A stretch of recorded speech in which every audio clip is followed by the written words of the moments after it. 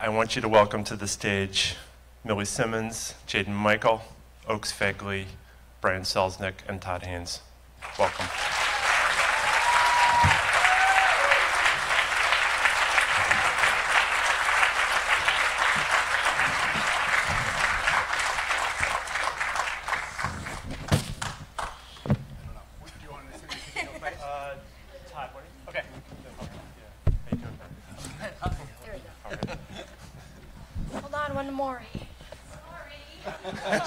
And Julianne Moore.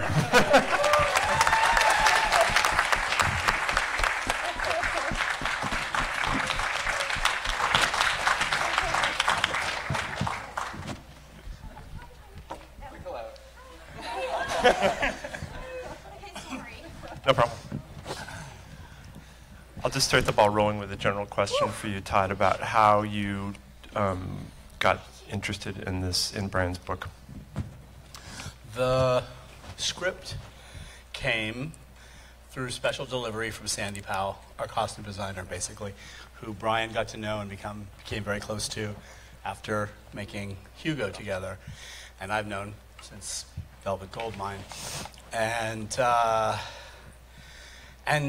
I was in the post-production on Carol. I sort of opened up the first page, and it was so, I could tell right away, this person who had adapted his own book for the first time, one of his books for the first time, had given it such profound cinematic consideration that it was visual, it was auditory, it was really thoughtful about how the medium of movies, of cinema, would sort of be relied upon to make this work and to communicate this story that doesn't rely on dialogue.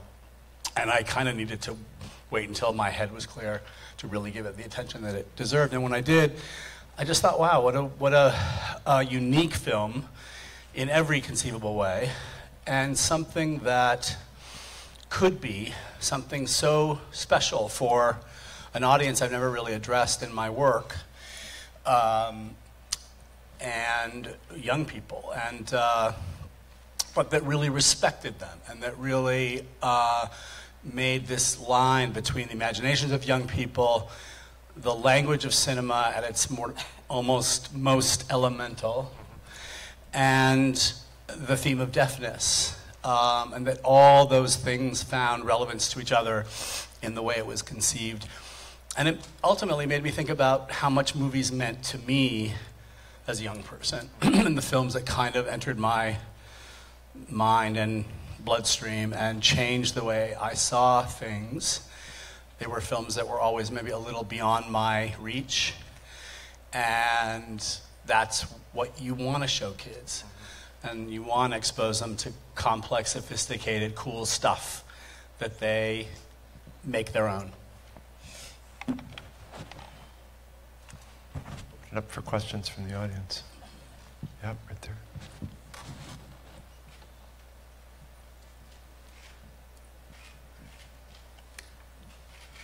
Okay, hi, Mr. Todd. I'd like you to, I had a vision that you're trying to make an homage to the city of New York, in both periods, in 1927 and 1977.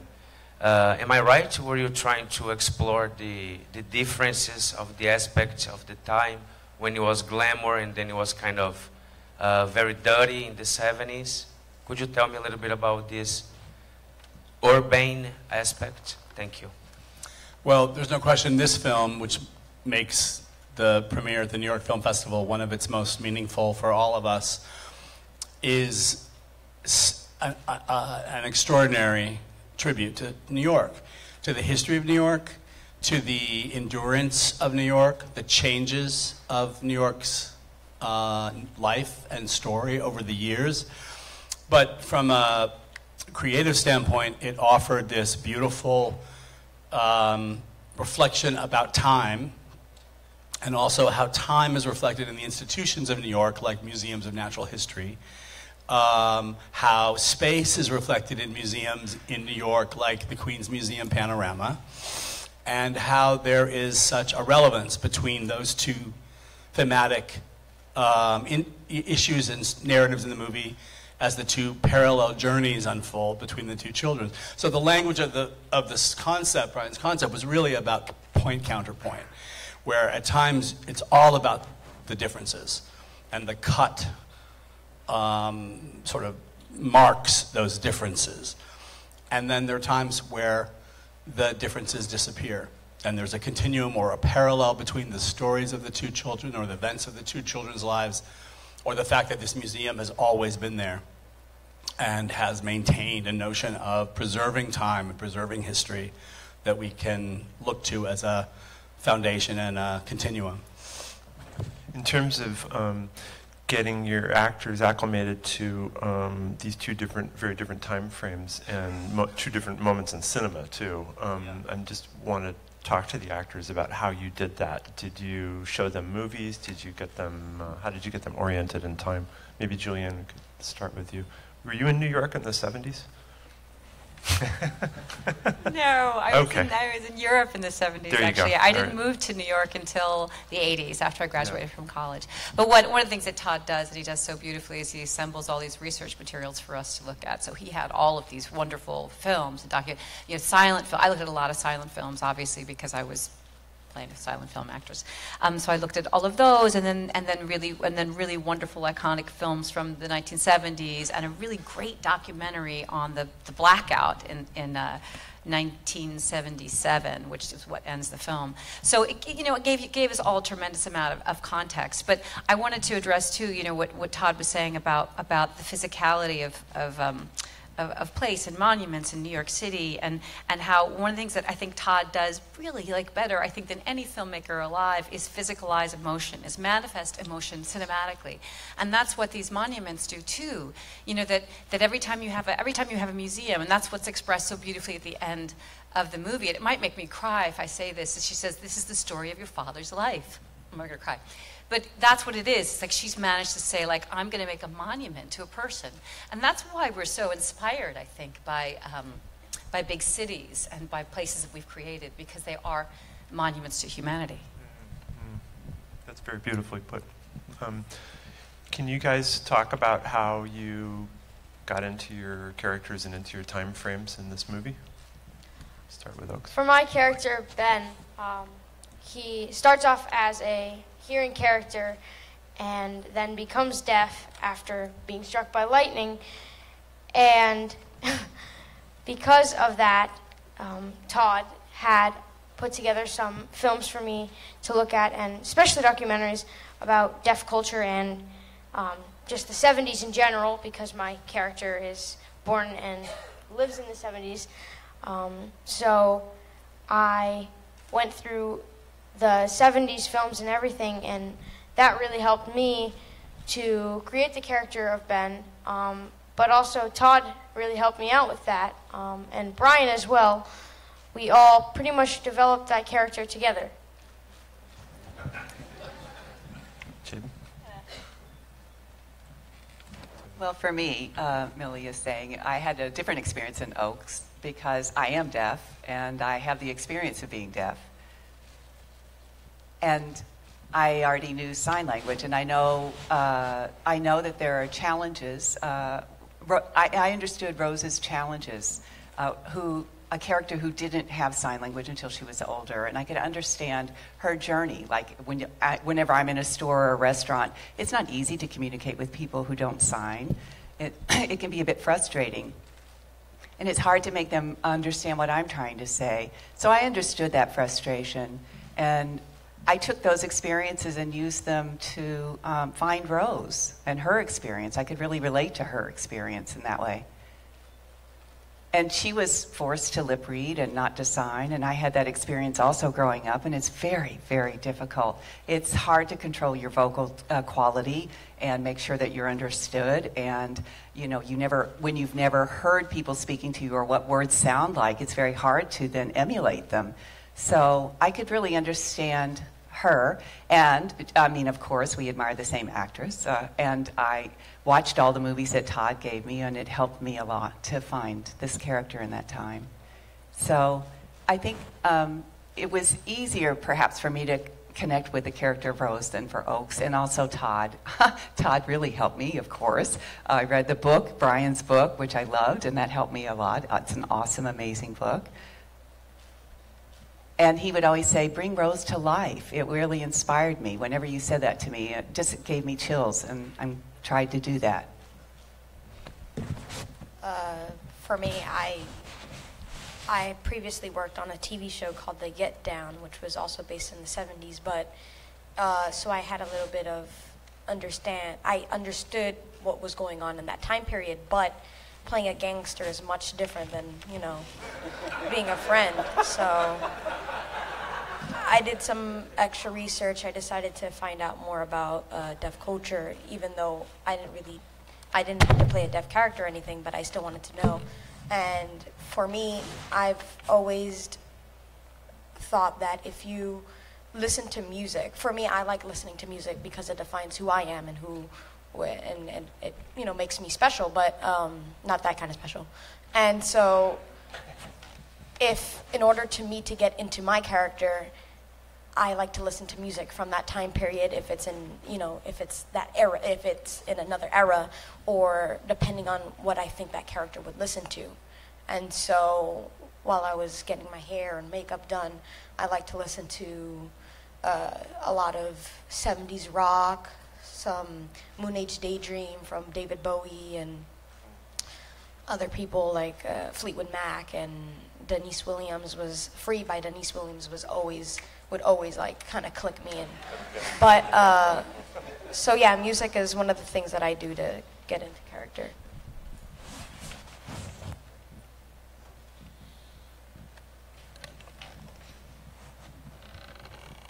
Todd and Brian and Julianne, what were the films you watched when you were children that changed the way you saw things?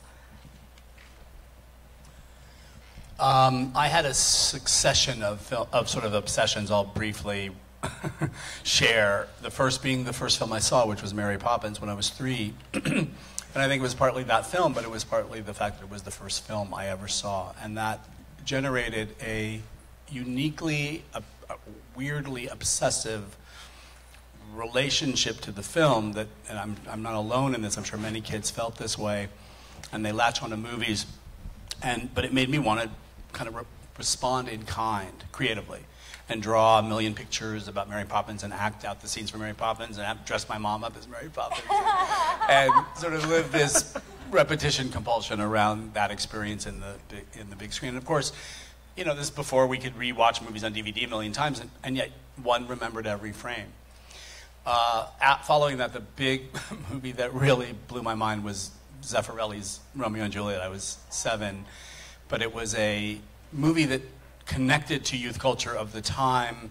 It seemed very erotic and sophisticated and romantic, and the world of Shakespeare was a fascination. But I remember the teenage girls in '68 in the theater with their black bare feet, sobbing convulsively when Romeo kills himself. And you knew that movies had connected to culture and informed our experiences in the world and in this very visible way. And then the last one I'll mention is The Miracle Worker, which I saw around the age of the characters in this film. And I think it remains a fascinating subject for kids. The life of Helen Keller, the incredible performances by Anne Bancroft and, of course, Patty Duke. But it's really a story about moving out of a pre-language moment, a kind of, you know, savage, instinctual moment, and understanding what language means and how it gives you access to expression and culture. And it's almost bittersweet, what she loses and what she gains. Of course, we know she gained an entire, you know, humanitarian future as an incredible beacon for so many people.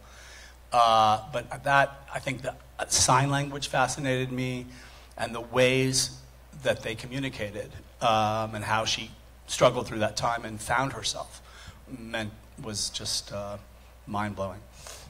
I mostly loved monster movies when I was a kid. I was really into the Phantom of the Opera, the Lon Chaney silent movie. I grew up in New Jersey, and so there was the Creature double feature in the afternoon when I got back from school, the 4 o'clock monster movies. Frankenstein, Bride of Frankenstein, and King Kong. And I'm distantly related to David O. Selznick, who produced King Kong and Gone with the Wind and Rebecca. So there was always also that added thrill of seeing my last name at the beginning of all of these movies that I really loved, even though they were from the California movie-making side of the Selznicks, and I am from the New Jersey dry cleaning side of the Selznicks. Very successful dry cleaner, though, I do have to say. But even though it seemed like another world, the name connected us, and that always felt very important to me, and made it feel like there was a part of me out there that was connected to the cinema. And then every year, looking forward to seeing The Wizard of Oz on TV when it was aired around the holidays, and that moment, which I think is maybe one of the greatest moments in cinema history, is when Dorothy opens the door from her black and white world in Kansas into Oz. And so I'm like, maybe that's what I don't think I ever made this connection exactly, but maybe that's what this entire movie is.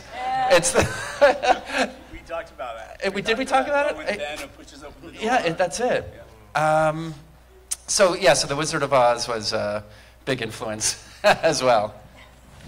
Julian? When I was in the 5th grade, my family moved to Juneau, Alaska, and there was a movie theater in town that my sister and I went to every Saturday, no matter what. And because the population was so small in Juneau, they changed the movie every single week. So sometimes we'd go and we'd see the Aristocats, and then one week it would be like A Day in the Life of Alexander Solzhenitsyn. No, A Day in the Life of Ivan Denisovich by Solzhenitsyn, and then Papillon, and then Minnie and Moskowitz, which was a Cassavetes film, and they let us in every Saturday. And I didn't know what I was watching half the time. I really didn't, not until years later. And I think it was only when I became an actor and I realized, because I was only really interested in plays and stuff as I was growing up, and it wasn't until I would see movies in a revival house in Boston when I was in college that I kind of drew this correlation to these movies that I saw when I was in 5th grade. And it was just this sort of different, very, very human point of view. So if you're Ivan Denisovich and you are in prison and you reach down and you pull up a fisheye in your soup, like I remember that very distinctly, that communicates a different kind of experience to you right away. And you've done that visually with a fisheye in a spoon, or when you watch the Cassavetes films and the way people relate. And it was something that kind of honed my interest in behavior and in performance. So I became interested less in a theatrical kind of performance and more of a cinematic one. And that was because of this guy who owned a theater in Juneau, Alaska. Did you go to the Orson Welles Cinema in Boston? No, I went to the Brattleboro, the Brattle. that one. That was the one we would go to, Yep. yeah. Yep. I just wanted to point out that because so many of the moments in the movie are silent and language is such an important feature of the film, that one is able to take in the beautiful cinematography. And I just wanted to thank the cinematographer, who I believe you've worked with often. He's in the house. Ed Lockman, all the way in the back. Please give him a round of applause.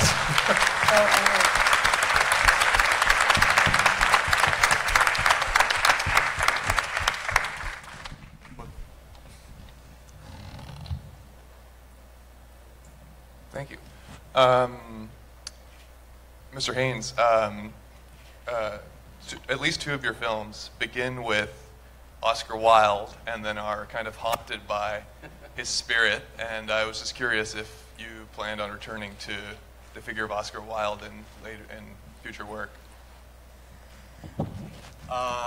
I don't have any immediate plans to return to Oscar Wilde, except that one must always return to Oscar Wilde in life and in theories of reality and representation and truth and culture and just about everything that he commented on as a philosopher and a wit. But that came from Brian. It was so funny. I have a friend who watched a cut of Wonderstruck, and he was like, I think it's great. I think you did a really good job, Todd. I don't think you need to impose your own stuff in this movie, like the Oscar Wilde quote and the David Bowie song.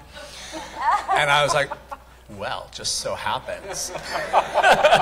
It was in the book. I found a kindred spirit right here. So there. we have to wrap it up. I want to thank you guys all for coming. It's really, it's Thank you really very nice. much. Thank you. Thank you.